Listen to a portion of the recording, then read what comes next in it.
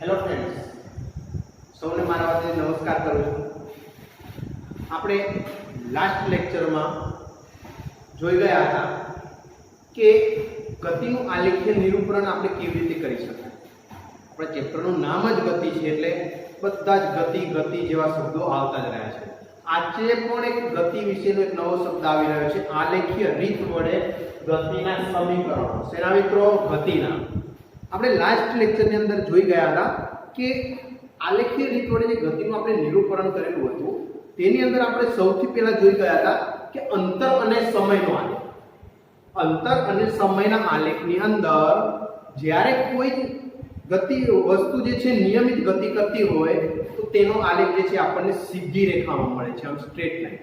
તે આપણે લાસ્ટ લેક્ચરની અંદર જોઈ ગયા હતા।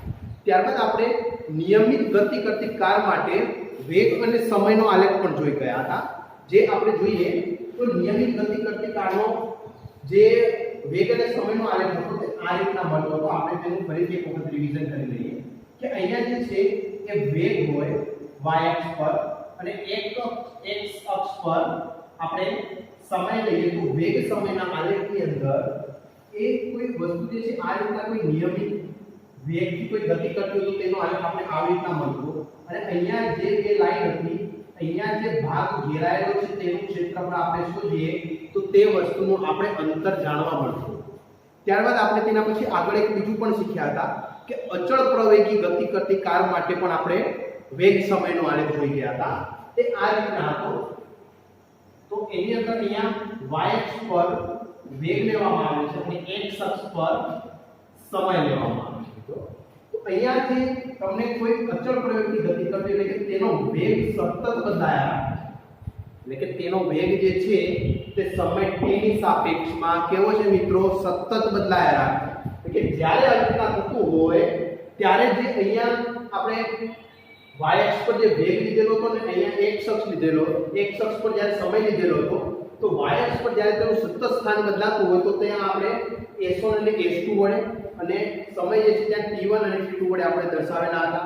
આમ જે અહીંયા જે ભાગ આપણે ઘેરાતો હતો તે બંને ભાગનું એટલે કે અહીંયા એક ત્રિકોણ અને અહીંયા નીચે જે તમને લંબચોરસ મળતું હતું, આમ લંબચોરસ અને ત્રિકોણ બંનેનું ક્ષેત્રફળ શોધ્યા પછી બંનેનો આપણે સરવાળો કરીએ તો આ જે ભાગ ઘેરાયેલો મળે આપણને જે ક્ષેત્રફળ, તે ક્ષેત્રફળ દ્વારા આપણે એવું જાણી શકીએ કે અહીંયા જે અચળ પ્રવેગી ગતિ કરતી કોઈ કાર હોય તેના માટે વેગ સમયનો આલેખ જે છે તે આવી રીતના મળે છે અને તેનો આપણે અંતર શોધી શકીએ છીએ મિત્રો।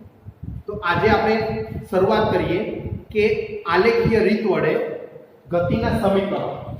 તેની અંદર આપણે જોઈએ તો મિત્રો ગતિના સમીકરણ તો આપણે ઘણી વખત જોઈ ગયા છીએ કે સમીકરણ આપણે કેવી રીતના લખીએ છીએ, જે આપણે મેથ્સની અંદર જોઈ ગયા છીએ।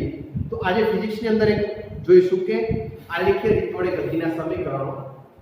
તો કોઈ વસ્તુ જે છે મિત્રો તે સુરેખ પથ પર ગતિ કરી રહી છે, સુરેખ પથ પર અચળ પ્રવેગી ગતિ કરતી હોય તો તેનો વેગ અને ગતિ દરમિયાન તેનો પ્રવેગ તથા તેના દ્વારા નિશ્ચિત સમયગાળામાં કાપેલ અંતર વચ્ચેનો સંબંધ દર્શાવતા જે સમીકરણો આપણને મળે છે તે સમીકરણોને આપણે ગતિના સમીકરણો આપણે કહીએ છીએ। ફરીથી મિત્રો યાદ રાખજો, ગતિના સમીકરણની વ્યાખ્યા કે કોઈ વસ્તુ સુરેખ પથ પર અચળ પ્રવેગી ગતિ કરતી હોય અને તેનો વેગ ગતિ દરમિયાન તેના પ્રવેગ અને તેના દ્વારા નિશ્ચિત સમયગાળામાં કાપેલ અંતર વચ્ચેનો જે સંબંધ દર્શાવતું સમીકરણ છે તેને આપણે ગતિના સમીકરણો કહીએ છીએ। મિત્રો ફરીથી યાદ રાખજો અહીંયા કે જે ગતિના સમીકરણો છે તેને આપણે શું કહીએ છીએ? તો કોઈ અચળ પ્રવેગી ગતિ કરતી હોય તો તે વસ્તુનો વેગ, શું મિત્રો? વેગ, પ્રવેગ અને અંતર, આ ત્રણ વચ્ચેના જે આજે ભૌતિક રાશિઓ તમને આપેલી છે, ત્રણ વચ્ચેના જે સંબંધો દર્શાવતા જે સમીકરણો મળે છે તેને આપણે ટૂંકમાં આપણે ગતિના સમીકરણો એવું કહીએ છીએ। તો મિત્રો ગતિના સમીકરણો ત્રણ છે। કેટલા છે મિત્રો? ત્રણ। તેની અંદર આપણે જોઈએ તો પહેલું સમીકરણ v બરાબર u પ્લસ at. મિત્રો કયું છે તેની અંદર પહેલું સમીકરણ આપણે જોઈએ તો v બરાબર u પ્લસ at. મિત્રો પહેલું સમીકરણ જે છે તેને આપણે શું કહીશું v બરાબર u પ્લસ at. બરોબર છે. હવે અહીંયા આપણે આગળ એક બીજું પણ સમીકરણ છે તેનું તે છે s બરાબર u પ્લસ 1 ભાગ્યા 2 at square u plus 1/2 at square એટલે s બરાબર u પ્લસ 1 ભાગ્યા 2 at નો વર્ગ.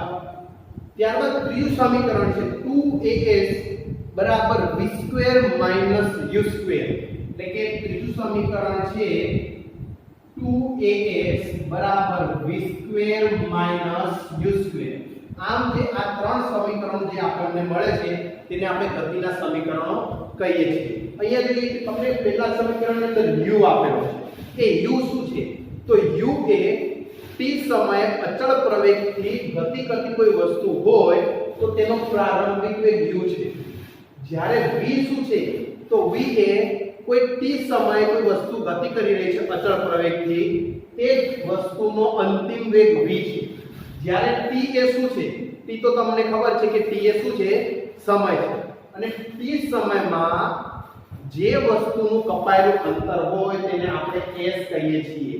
આમ તમે જોશો તો ત્રણેય સમીકરણની અંદર તમને એક તો v દેખાય છે u દેખાય છે t દેખાય છે.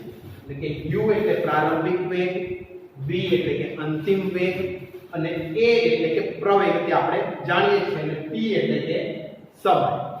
આમ હવે જોઈએ તો અહીંયા પહેલું જે સમીકરણ જે તમને આપેલું છે મિત્રો એ સમીકરણની અંદર તમે જોઈ શકો છો કે કઈ કઈ વસ્તુ આપેલી છે. તો અહીંયા જો એક તો v આપેલો છે u આપેલો છે અને at આપેલો છે. તો અહીંયા જોઈએ તો પહેલું જે સમીકરણ જે છે તે આપણને કહીએ તો તે વેગ અને સમય માટેનું સમીકરણ છે મિત્રો.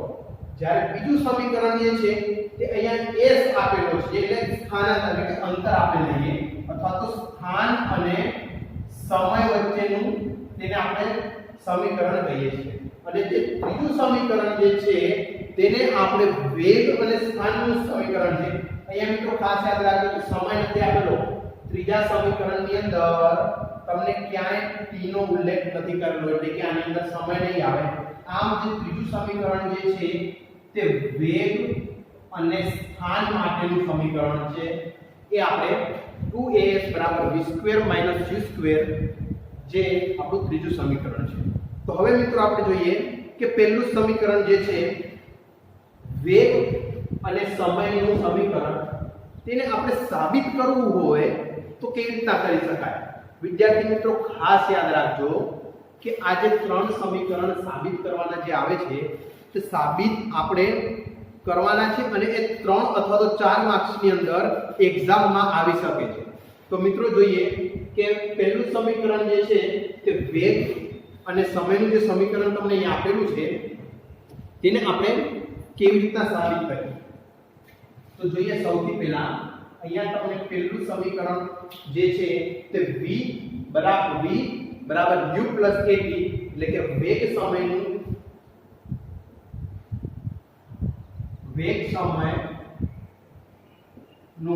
સમીકરણ જે આપણે સાબિત કરવાનું છે. મિત્રો ક્વેશ્ચન બે રીતના પૂછાઈ શકે છે. એક તો એવી રીતના પૂછાઈ શકે કે v બરાબર u પ્લસ at જે સમીકરણ જે તમને આલેખ્ય રીત વડે ગતિનું એક સમીકરણ જે છે તેને તમે સાબિત કરો. અથવા તો એવી રીતના પણ પૂછાઈ શકે છે કે વેગ સમયનું સમીકરણ જે છે તે તમે સાબિત કરો.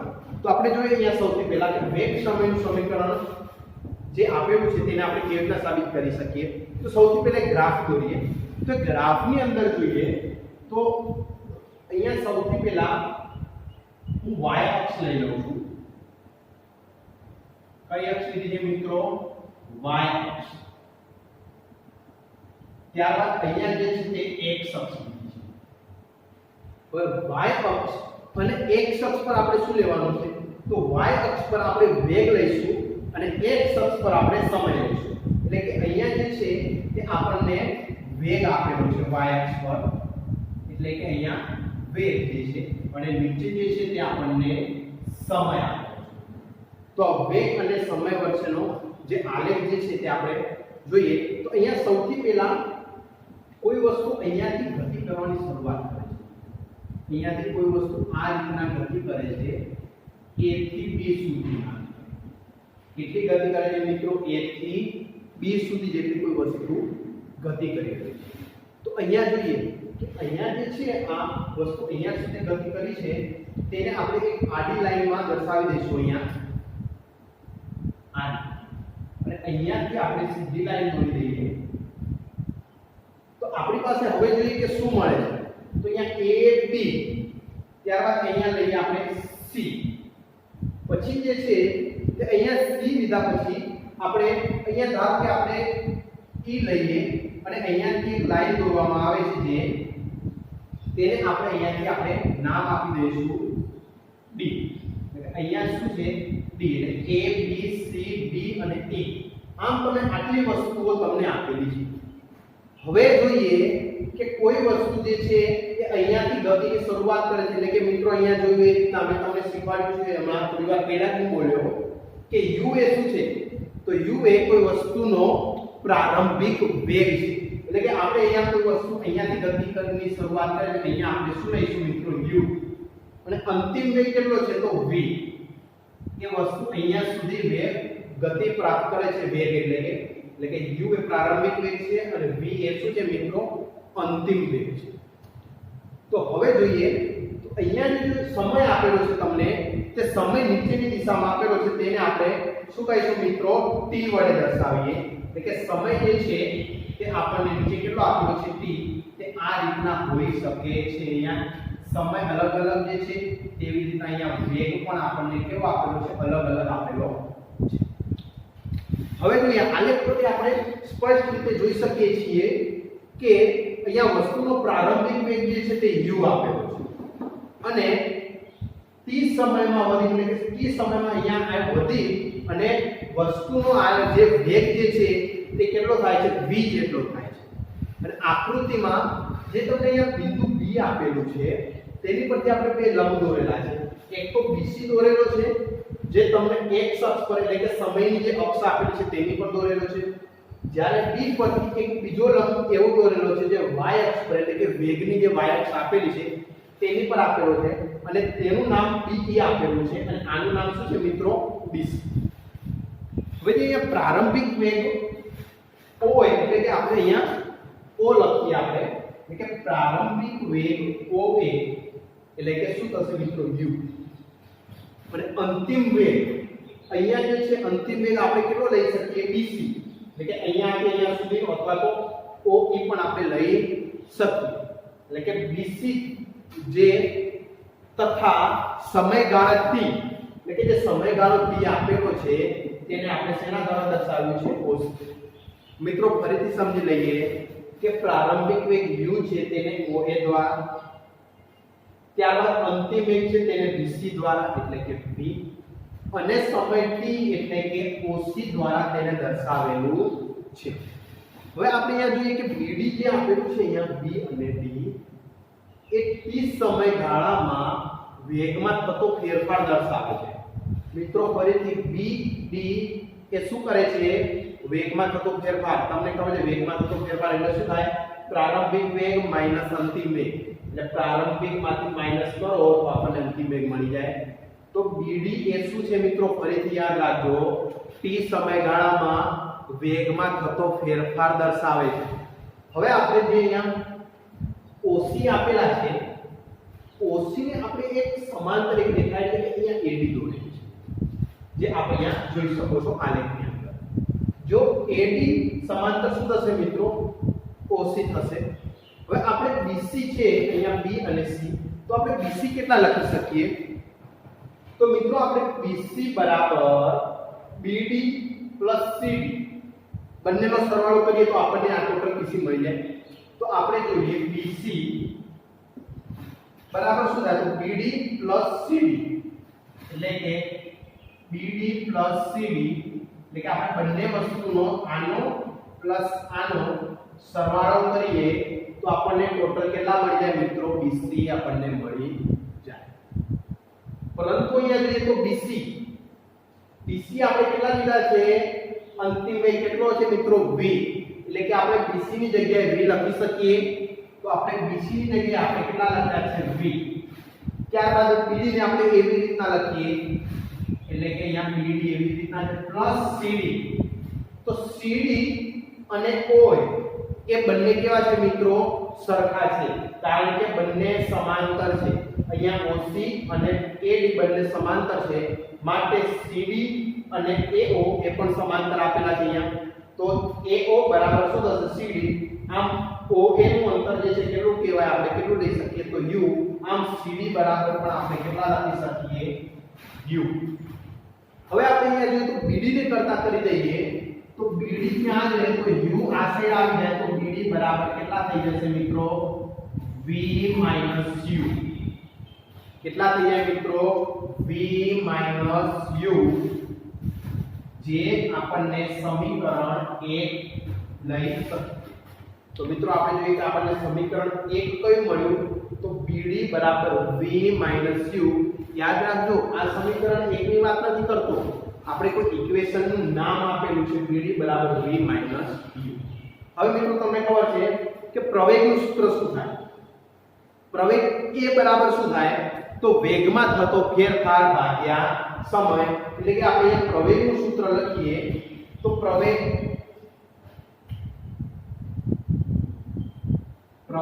એ બરાબર શું થાય મિત્રો? વેગમાં થતો ફેરફાર ભાગ્યા સમય આપણે લઈએ છીએ. તો અહીંયા જોઈએ તો a બરાબર આપણને શું મળે? a બરાબર વેગમાં થતો ફેરફાર. મિત્રો ખાસ જો, વેગમાં થતો ફેરફાર તમને અગાઉ પણ કીધું કેટલો છે? b અને d જેટલો. b d જેટલો જે છે તે આપણે વેગમાં થતો ફેરફાર લઈ શકીએ. તો અહીંયા વેગમાં થતો ફેરફાર હું અહીંયા bd લઈ લઉં, અને સમય તો ખબર છે, સમય કેટલો છે? oc જેટલો, જેને આપણે શેના વડે દર્શાવી શકીએ છીએ? t વડે.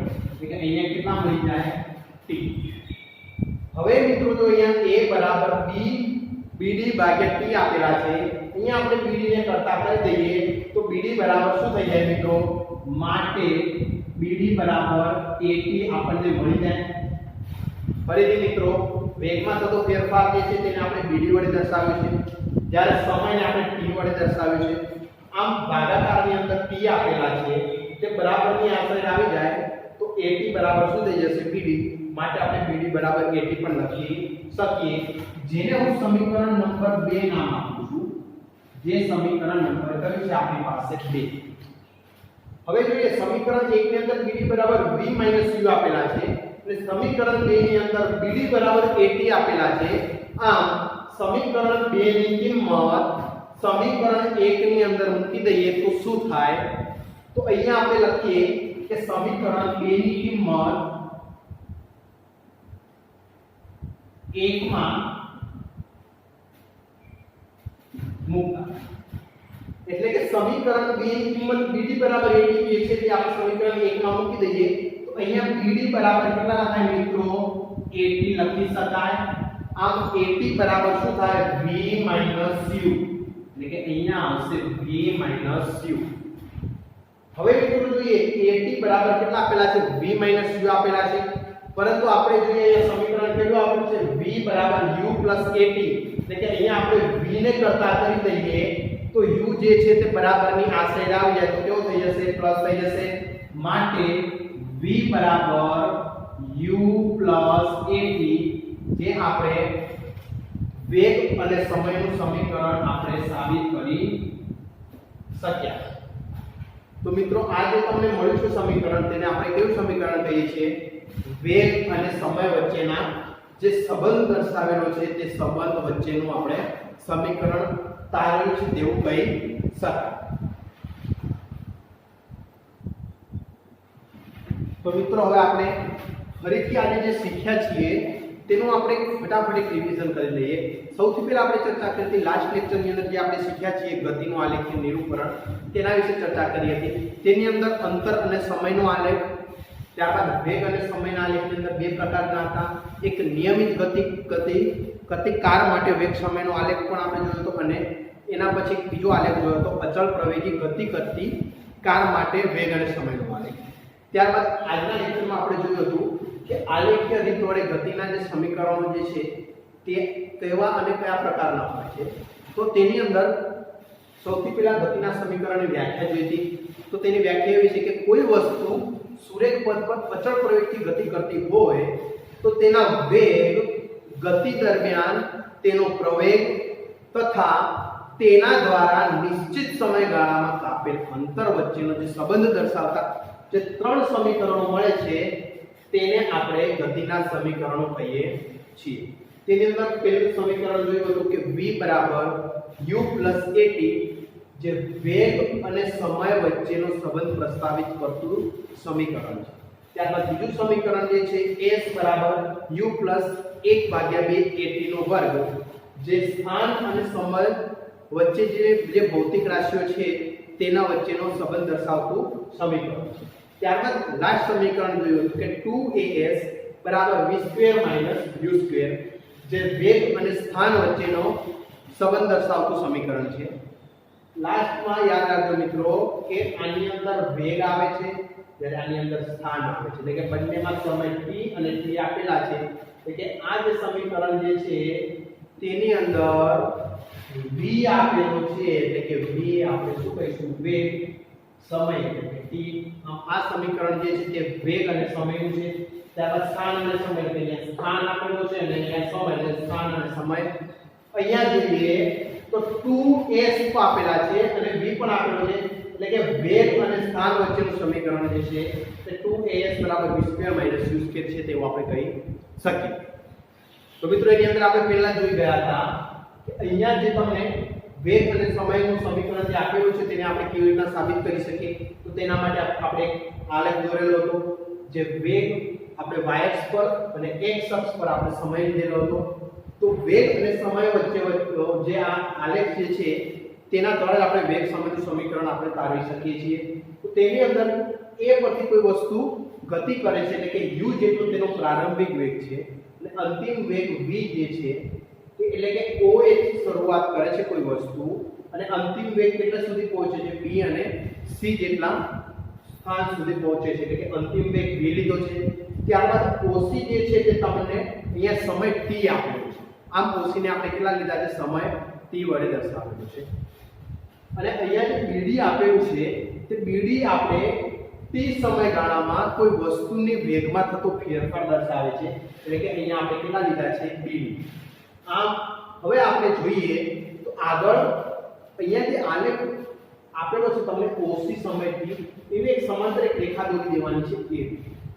આમ AD સમાંતર OC થશે અને AO સમાંતર શું થશે? CD. એટલે કે OC બરાબર AD લખી શકાય અને OA બરાબર CD લખી શકાય. તો અહીંયા આપણે જોઈ ગયા કે BC એટલે કે B અને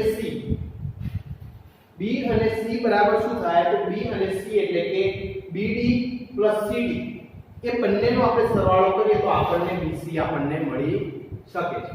તો BC બરાબર BD + CD. હવે BC કેટલા લીધા છે આપણે? B અને C એટલે અંતિમ વેગ કેટલો છે? v. એટલે આપણે કેટલા લીધા છે મિત્રો? v. આમ BC ની કિંમત આપણે v મૂકી છે. ત્યારબાદ BD + CD જે અહીંયા આપેલા છે તમને એ CD એ પ્રારંભિક વેગ એટલે કે u છે અહીંયા, એટલે કે CD બરાબર કેટલા લીધા છે? u. હવે આપણે BD ને કરતા કરી દઈએ તો u જે છે તે બરાબરની આશરે જાય તો શું થઈ જાય? માઈનસ, એટલે કે BD બરાબર v - u જેને આપણે સમીકરણ 1 નામ આપીએ છીએ. ત્યારબાદ આપણને ખબર છે કે પ્રવેગનું સૂત્ર શું થાય મિત્રો? પ્રવેગનું સૂત્ર એટલે કે મિત્રો ફરીથી પ્રવેગની વ્યાખ્યા પણ આપણે સમજી લઈએ કે પ્રવેગની વ્યાખ્યા શું છે. તો એકમ સમયગાળામાં વેગમાં થતા ફેરફારને શું કહીએ છીએ? પ્રવેગ. એટલે કે એકમ સમયમાં વેગમાં થતા ફેરફારને આપણે શું કહીએ છીએ? પ્રવેગ a કહીએ છીએ.